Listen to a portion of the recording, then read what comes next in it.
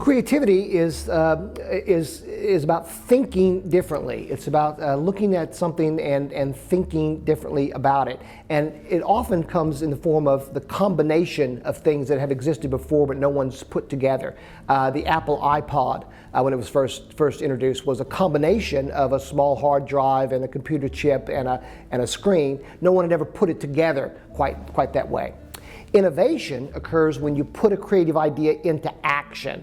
I would say that innovation is creativity implemented.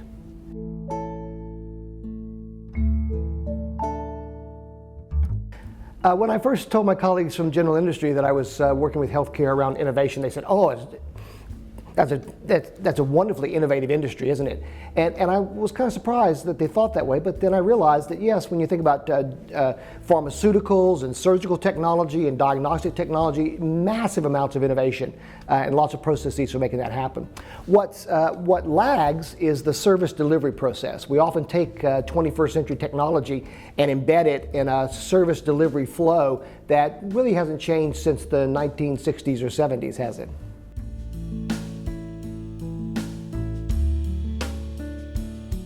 There was a study done several years ago of policy documents from around the world, Europe, North America, Australasia, and all of them called for massive reforms, for radical rethinking of healthcare.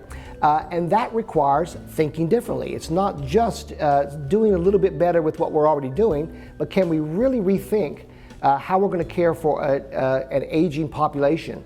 Can we really rethink how we're going to span the disparities with indigenous groups and other populations that are disadvantaged? We have to think differently if we want a different outcome.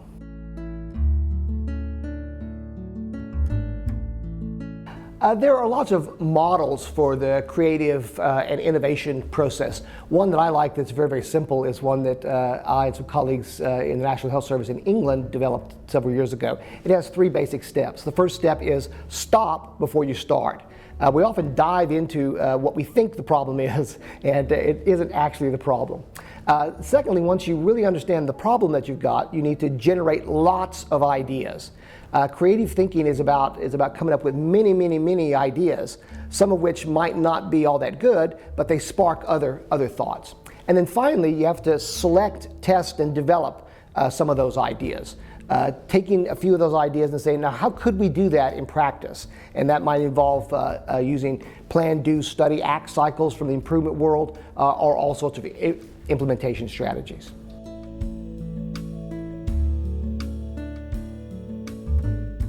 It was the 17th century philosopher Goethe who said that implementing one's ideas is the hardest thing in the world. And I think it's especially true if you have a creative or innovative idea. By definition, there is no evidence for an innovative idea. If it's truly innovative, no one's ever done it before. So what you have to do is manage the risk along that implementation path. You want to start small with a prototype or a small test of change. You want to build evidence and confidence as you go along. Don't go from having a creative idea to having an implementation plan. Go from having a creative idea to having a plan for testing it, working it out, figuring out how you're going to do it, and then implement and scale up.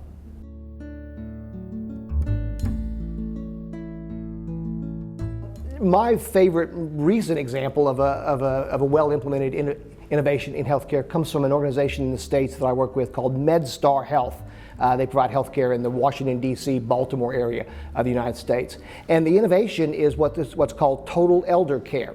The creative idea here is that rather than imagining that elderly patients will come to see the doctor, these are doctors that don't have an office.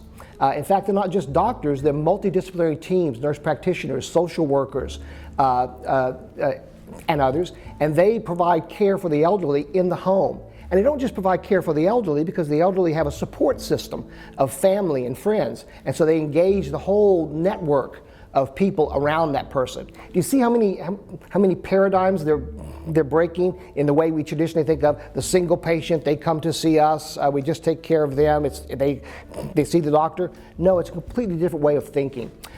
They've been at this for several years now and have actually documented 17% cost savings. That's massive for people that have chronic illnesses and are typically that top 5% of the people that we have to spend our resources on. It's a great example.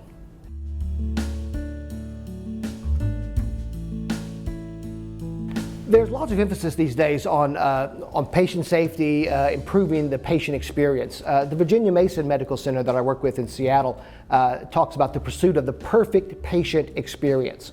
But underlying that, and there's research and evidence for this, if you don't have the perfect staff experience, you're unlikely to get the perfect patient experience. Think of harried and busy staff that are not properly cared for in their organization. Mistakes are bound to happen in an environment where there's so much pressure and there's so much sense of blame and guilt. The more modern approach is to understand that staff are working in a system. And I guess I say this is a modern approach, but actually it goes back to W. Edwards Deming, who said that 85 to 90% of quality problems are caused by the system, and management and leadership is responsible for the system. Only a small fraction of issues are caused by staff. Finding ways to support staff in the work that they want to do. They came to healthcare to help people. Can we give them processes and systems that enable them to provide the help that they always wanted to do? If you want a perfect patient experience, focus as much on the perfect staff experience.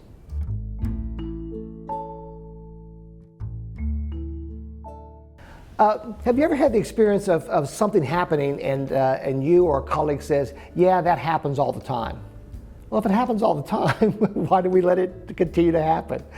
So often we just accept as part of the status quo that the status quo has to be the way it is. Creative people are always looking to challenge the way we think. They do that by paying attention first to the way you think. So much of our lives are spent on kind of an autopilot. We just come and we just do our tasks day in and day out. We don't really think much about it. We just try to do our task. But pay attention to that and ask why. That curiosity that you had when you were 5 years old, you were constantly asking, why does it have to be that way? And then escape. Escape the notion that it has to be that way. No, it was somebody's idea a long time ago. It's been that way for many, many years, but maybe technology or maybe new ways of thinking allow us to do something. And then move with those thoughts, attention, escape, and movement. It's not enough to have a creative thought and just kind of dismiss it. Ponder it a little bit. Say, how could I do that? What would it look like if I tried to do that? Creative people are naturally curious. They pay attention. They escape the patterns of the past, and they move in their thoughts to think about how they can put them into practice.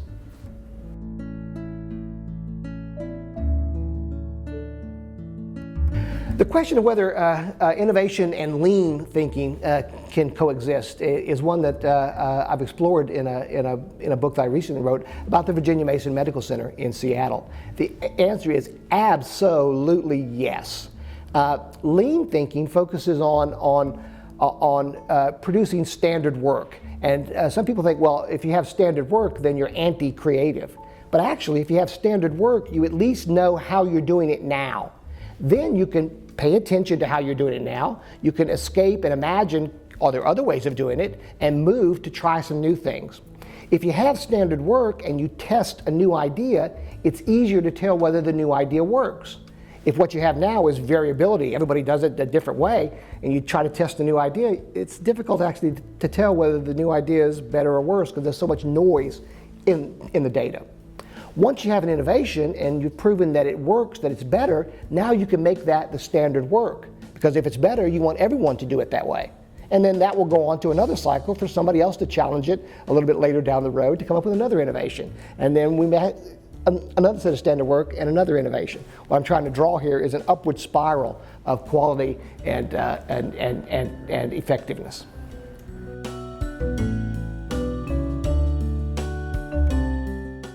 I often tell people that the notion of thinking differently and radically transforming the health service is, of course, what is our obligation to patients, I would say. But even if you don't think of it that way, think of it as an obligation to yourself. Most of us are getting older. I certainly am. And we're all going to inherit the health services that we have a part in designing right now. If by the time you need the health service, it's not very effective or efficient, or it's not very safe, you really have no one to blame but yourself. So if for no other reason, think differently for yourself and for your family as you go down the road.